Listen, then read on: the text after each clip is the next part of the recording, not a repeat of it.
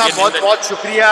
और आप आए हैं और सर्दी नहीं लग रही है सबको, सबने जैकेट वैकेट डाला हुआ है। और एनएसयूआई राजस्थान की गर्मी इतनी जबरदस्त है कि ये जो तानाशाही सरकार है इसको जवाब देने के लिए एनएसयूआई का कार्यकर्ता जो है मजबूती से खड़ा है। आप देख रहे हैं हम तो लगातार सड़कों पे खड़े हैं। मोदी जी आते हैं, एनएसयूआई के कार्यकर्ताओं को सुबह 5 बजे घर से उठा लिया जाता है। तो हम इन तानाशाही सरकार के खिलाफ डरने वाले नहीं है। इन कोचिंग माफियाओं के खिलाफ भी हम मजबूती से लड़ेंगे। और ये राजस्थान की जो सरकार है जो नौजवानों को लूटने का काम कर रही है, उनके भविष्य के साथ खिलवाड़ कर रही है, जो महंगाई जो आज बढ़ाई है इस देश के अंदर, हम लोग देख रहे हैं देश का किसान जो बॉर्डर पे है, इन सब का जवाब जो है हम लोग मांगे। जैसे आपके मुखिया को भी सर्दी नहीं लगती है, हमेशा टी शर्ट में ही रहते हैं। देखिए हमारे लीडर का एक ही नारा है, डरो मत।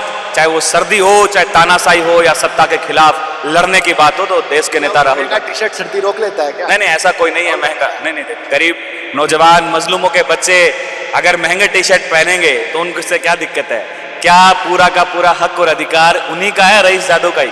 हम जैसे जो नौजवान संघर्ष कर रहे हैं ये भी चाहते हैं कि अच्छा कपड़ा पहने। हमें देख के नौजवान देश का इंस्पायर हो कि आज ये लोग अच्छे कपड़े पहन रहे हैं, तो संघर्ष की बदौलत है। सवाल पूछने लग गया, लेकिन मुझे पहले आपकी तबियत की कुशल क्षेम पूछनी थी। उस दिन घसीटा गया उत्कर्ष कोचिंग सेंटर के बाद पुलिस वालों के माध्यम से। देखिए कोचिंग माफियाओं के खिलाफ तो हमारी लड़ाई जारी है। ये चाहे हमें जेल में डलवाएं, चाहे घर से उठवाएं, चाहे हमें धमकी दिलाएं, एनएसयूआई कार्यकर्ता इतना कमजोर नहीं है। इनके खिलाफ हम मजबूती से लड़ेंगे। अभी मैं बड़ा आंदोलन करने जा रहा हूँ इनके खिलाफ, इन कोचिंग माफियाओं के खिलाफ। गांव ढाणी से बच्चे आते हैं, मोटी फीस लेते हैं, उनको लूटते हैं, उनको सपने बेचते हैं और मूर्ख बनाते हैं। और एक बैच के अंदर 100 लोगों की कैपेसिटी है, 500 लोगों को पढ़ाते हैं। जहरीली गैस का रिसाव होता है और झूठ बोलते हैं आंखों में आंखें डाल के।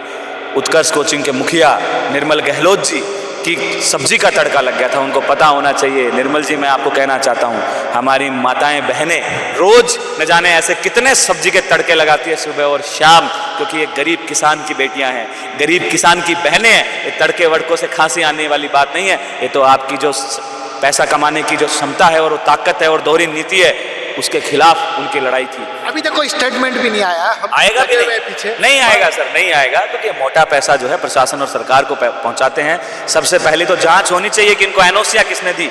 एक भी गवर्नमेंट के नॉर्म्स को फुलफिल नहीं करते हैं, लेकिन हम उजागर करेंगे। हम आ गए हैं रोड पे, सड़कों पे। आप उजागर करेंगे तो आपको माफिया घोषित कर रहे हैं। वहाँ पे बच्चे कुछ ऐसा गिरोह बना हुआ था कि ये कहीं इनकी साजिश है बदनाम करने की। कुछ कोचिंग सेंटर्स का मिली भगत है, कुछ छात्र नेताओं की इसमें सोची समझी साजिश है कि ये निर्मल गहलोत को और उत्कर्ष कोचिंग सेंटर को बदनाम किया जा रहा है। लेकिन अभी तक उन बच्चों का बयान दबाया जा रहा है हॉस्पिटल में। मैं आपको एक बात कहना चाहूँगा, देखिए निर्मल गहलोत से मेरी कोई व्यक्तिगत लड़ाई नहीं है और मैं उनको पहचानता भी नहीं हूँ वो कौन है।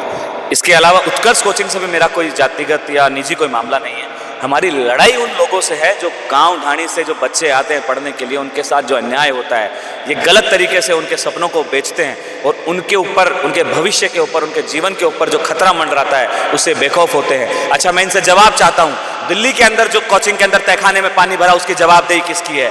जो आग लगी कोचिंग सेंटर के अंदर जिसमें न जाने कितने छात्र मारे गए, उसकी जवाबदेही किसकी है?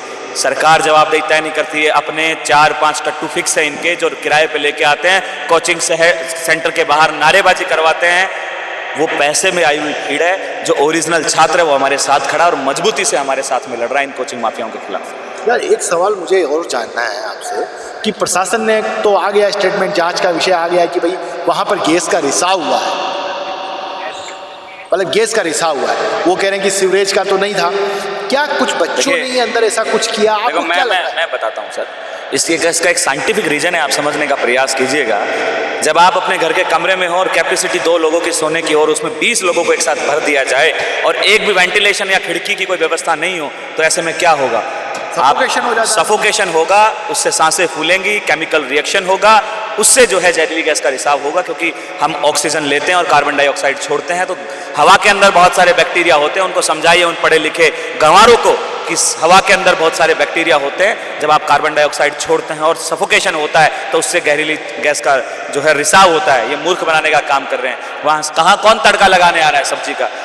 उत्कर्ष कोचिंग के अंदर जो है कोई वो लगा रखा, किचन बना रखी है क्या इन्होंने, जो जिससे कोई बोला कि वो आ गए? ये झूठ बोलने का काम है। पुलिस का बयान आया तड़का, उससे पहले इनके ही प्रशासन के लोगों का था कि सीवरेज का रिसाव हुआ। अलग अलग तरीके के बयान हैं। एक दिन के अंदर उन्होंने 20 तरीके के बयान दिए। अब एक ये बात करते हैं, जहाँ पर आप धरना प्रदर्शन करने आए शहीद स्मारक पर, वाटर कैन में पहुँचाई गई आपको, राजभवन आप ज्ञापन देना जाना चाह रहे थे, रोका गया आपको सब कुछ, ये सब क्या है? गांधी सरकार का, विरोध नहीं करने दे रहे। लोकतंत्र में लिखा हुआ है कि विरोध करना जायज़ है। देखिए, जिस देश का संविधान जिस व्यक्ति ने लिखा, आज ये उसी की लोकसभा में खड़े होके, देश की सबसे बड़ी पंचायत में खड़े होके उस व्यक्ति का हास्य बनाते हैं और उनका विरोध करते हैं, तो आपको क्या लगता है लोकतंत्र में भरोसा करने वाले लोग हैं? ये सब के सब लोग इस संविधान को खत्म करने वाले लोग हैं। ये लोकतंत्र में विश्वास नहीं रखते हैं।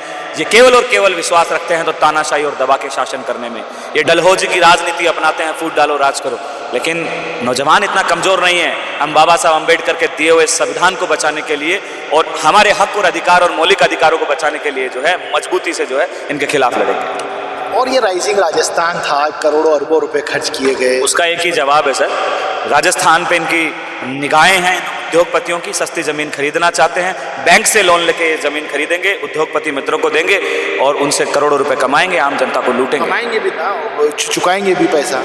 अरे तो भैया, कोई 10 रुपए का काम है, आप उसको कोड़ियों के भाव में दे दोगे तो करोड़ों रुपए की जमीनें इनको कोड़ियों में दे देंगे, तो वो तो कमा उसी दिन लिए जिस दिन जमीन मिल जाती है इनको। बिल्कुल मिलती है। आप देखिए ना, कहाँ जंगल के जंगल काटे जा रहे हैं छत्तीसगढ़ के अंदर, कौन पूछने वाला है?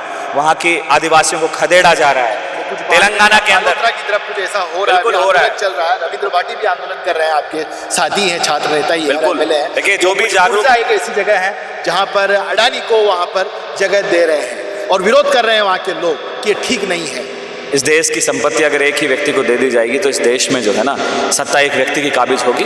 और आप जानते हैं कि सत्ता जब एक व्यक्ति के पास होती है, ताकत एक व्यक्ति के पास होती है और इस देश की संपत्ति संपदा सब कुछ एक व्यक्ति के पास होगी तो सरकार बनाना और गिराना दोनों जानता है। तो आज अडानी पूरी की पूरे बीजेपी और केंद्र सरकार, राजस्थान की सरकार को जेब में लेके चलता है। वो इनसे नहीं डरता है। इनको अगर इनको डर लगता है तो केवल और केवल राहुल गांधी से डर लगता है, क्योंकि वो आंखों में आंखें डाल के बोलता है। मोदी राहुल गांधी से डरते हैं, नरेंद्र मोदी डरते हैं, इनके उद्योगपति मित्र डरते हैं। जो गलत करता है इस देश के अंदर वो सब के सब राहुल गांधी से डरते हैं।